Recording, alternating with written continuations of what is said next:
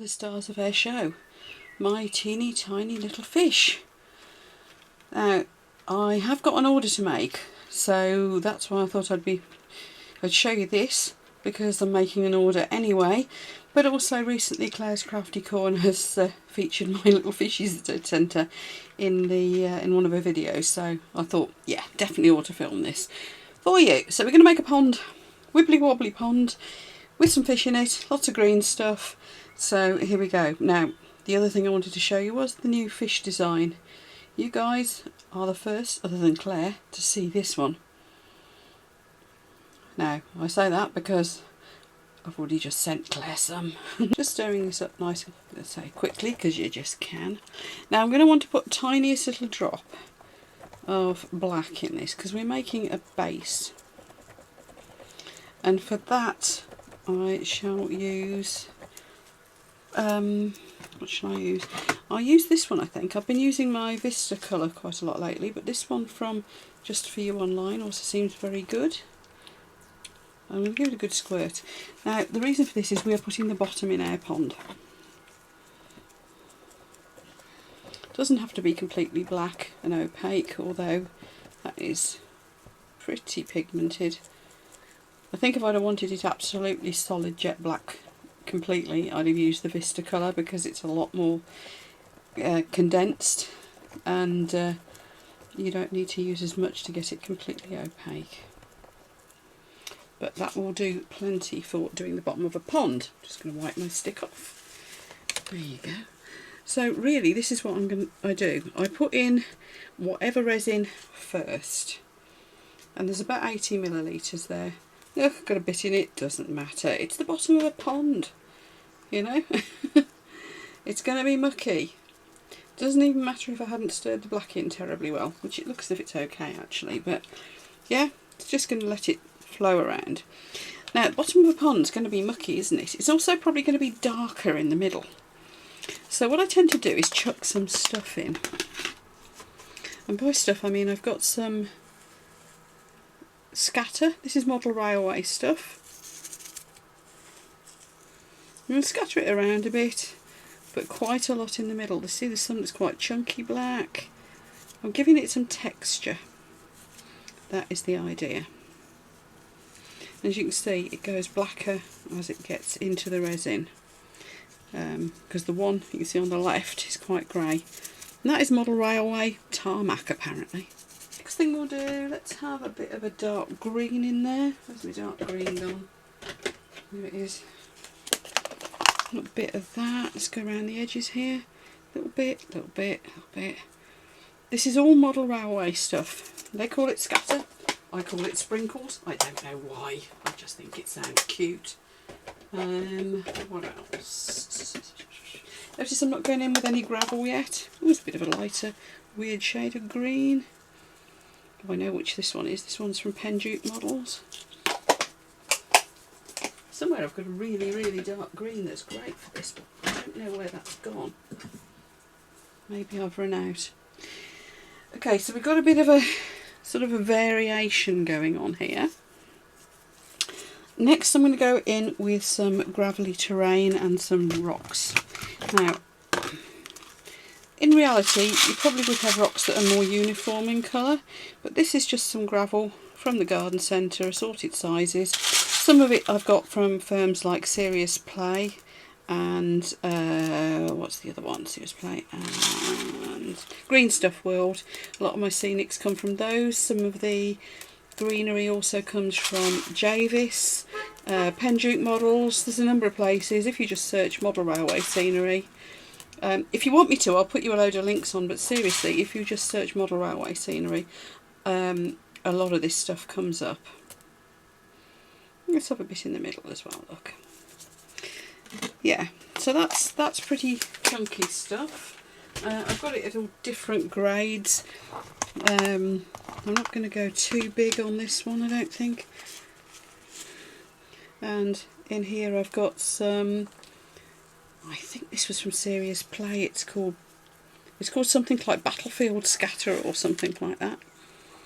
And again, we're just putting it round, and probably a bit round the edges, because of course the edges of your pond are going to be lighter, they're shallower, You can go quite freeform with this, but think about the shape that a natural pond would be. Obviously you can do an artificial pond if you want to. I do some that are round and square and things like that.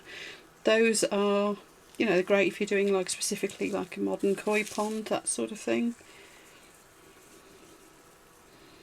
You can get all your different depths and such. By the way, I'll give you the link as well below to the little project that Claire did, doing ponds on a much tinier scale using my little fish, because it's a lovely video and she made such a great job of it. They look like tiny doll's house garden ponds. They're gorgeous. There you go, so there's that. See, Claire, you weren't the first to do the chuck it all in. That's what I'm doing here really, isn't it? Chucking it in. I've got a bit of grey here. This is some old ballast that I scraped up off my dad's railway track when he passed away, and a few years later me and Mum got our heads around getting rid of it. It's now my storage room for all my stock. This railway room. I think he'd like to know that his craft has lived on in me. Yeah, I'm going to put a few more bits of gravelly stones on top of here. But as you can see, those bits I put in, that's sand and gravel, it's softened those a bit. So the next thing we're going to do is chuck some bushes in. Now again, search model railway scenery, you'll get all sorts come up. I wanted to put some under the water. Is this the right sort to do that with? Not sure really. It bends around and stuff, this one does. I think we'll give that one a miss. I've got that many different bits of green stuff, you would not believe it. Which one should we use? Which one should we use? What about... I know. It's buried under something else, of course. It had to be, didn't it? Right, here we are. Got a big box of bushes. As you do. Now this is assorted greenery. Again, it's all model railway stuff. I tend to like the more muted greens than these bright ones because they look a bit too artificial. And you kind of want them a bit mixed up as well. And let's have a little bit down in the water. So let's put some there. Now I'm not going to worry if these bits of bushy scatter stuff stick up above what will ultimately be the surface layer of the water, because I will fix them and I'll show you how I do that before the very last layer of water goes in. You'll be startled to see what I use. Trust me, you will. So there we go. So it's all looking very random and a bit like a mad wild pond, and that's the idea. Now, I'm going to put, I don't think I'm going to use my biggest, those new fish, because I think they might be a bit too big. But what I am going to do is put a couple of small fish in now. Now they'll disappear a bit into the resin, they'll get lost in the fact that the colour's tinted probably when it comes up a few layers. It doesn't really matter because it's giving that effect that they're there. So there we go, there's two little fishes. Let's say, yeah, you will see them disappearing amongst the undergrowth. But we'll be putting more in later. Next thing, I want floaty greenery as well. So I've got some little tiny leaves here. And now we're going to leave it. It's easy to go a bit too crazy and do too much. There we are. So, I'm going to leave that to cure. That's it for now. As you can see, I make an almighty mess doing these things. I'll have a clean up when it's all cured. So, I'll see you tomorrow for the next stage. These do take several days, be warned. Well, here's the thing. It's now only, where are we? 14 hours later. 15 hours, something like that. It's not, certainly not 24 hours later. And this is cured. Now, bear in mind, I was using a deep pour resin because I'd run out of my regular stuff and I'm waiting for some to arrive. Probably arrive tomorrow. But I was thinking, well, this won't have cured till tomorrow and then I can go in with my regular stuff anyway. But you know what? It's so warm here in the UK at the moment. We're up in the high 20s most of the time. then obviously we don't tend to have air conditioning in our houses over here, so I've got a fan going up there. I've got extractor fans on, obviously, because I'm using resin. You know, we're doing our best to cool the house down, but still it's so warm in the house that this has cured completely. I don't think it's even bendy. Yeah, it is slightly, but that's about it. It's hard already. That's just crazy. So I'm going to put another layer in. I've got some more of the deep pore resin on the go here. It's the Arc one that I use quite a bit. I'll put you the link for this down below. To be fair, it does tend to cure quicker than a lot of deep pore resins, but not that quick usually. So I'm amazed. I'm going to put a bit more pigment in this one again, just the tiniest little drop. So where's my black gone? That's the black, isn't it? No, that's amethyst. That wouldn't work, would it now? There's black. I'm going to tidy up as I go, because I'm still wanting more depth in the water. And if you add just a tiny little bit of pigment to each layer, well, the first 2 layers anyway, it gives you depth and it makes it look like a fish down nearer the bottom. Is that going to be enough?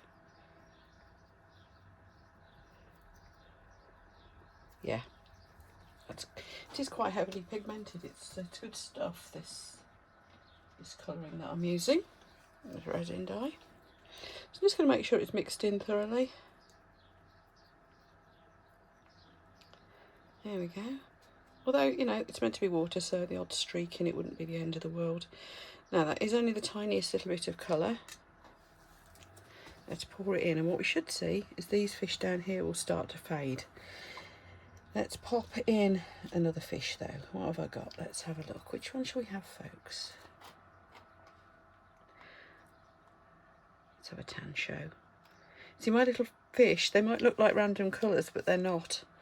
I do actually try to do them so that they resemble real breeds of koi and arandas and whatever else I'm making. And the reason for that is, well, one, I've got a pond full of koi, so I've got a bit of a thing about it. But the other reason is that you can buy doll's house type fish in random colours that aren't quite right. You can already get those. So if you're not fussed, and they're plastic and they're cheap from China, you know, if you're not at all fussed whether your fish looks authentic or not, then they're fine. You don't, you know, you can get those. There's no point in me making those. They're easy enough to get hold of. What I wanted to do was something different, and because it was for stuff I was making myself, then obviously I wanted to do actual proper breeds of koi. So now you can see, if I'm just gonna bring you in. There you go. I don't know if you can see the shade changes here. We're starting to get some depth to the water. I could have put more gravel in the bottom. You can do that, of course, but these 2 fish look like they're a little bit deeper down than the, what we've got. They've got a shower and a, I can't remember what that one's called, but the tan show, the one with a little Japanese flag spot on his head, looks like he's nearer the surface. He's up off the bottom.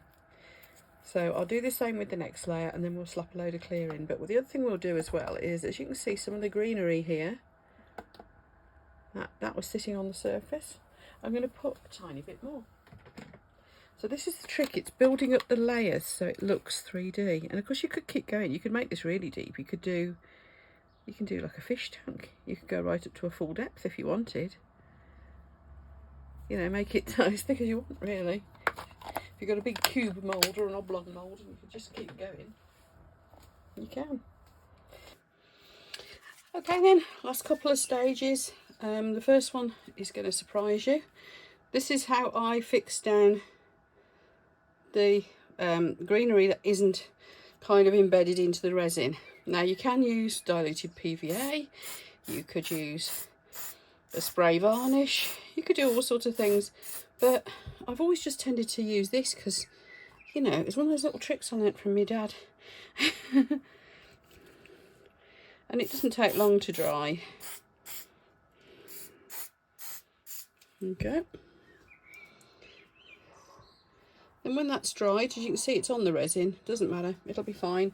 So when that's dried, I shall just put another coat of resin in and job's a good one. So I'll be back to do that when that's all dried off.